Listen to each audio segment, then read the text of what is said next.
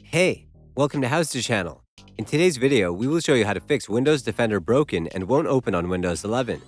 Go to taskbar search, type PowerShell, click on Run as Administrator. Click on Yes in the pop-up window. Copy command you can find in the description box below.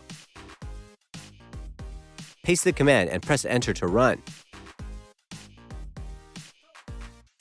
Wait until it's done. Type Exit and press Enter. Restart your device.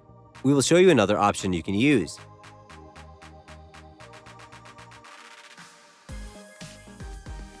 Click on Windows icon on the taskbar. The menu will pop up. Click on Settings.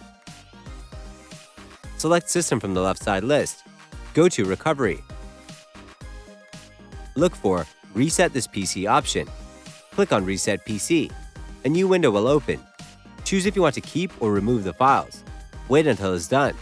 Click on Cloud Download. Click on Next. Wait until it's done. That's it. Thanks for watching the video. Please like it and let us know if you used any of our tips and tricks. Subscribe to our channel. We upload new tutorials every day. See ya!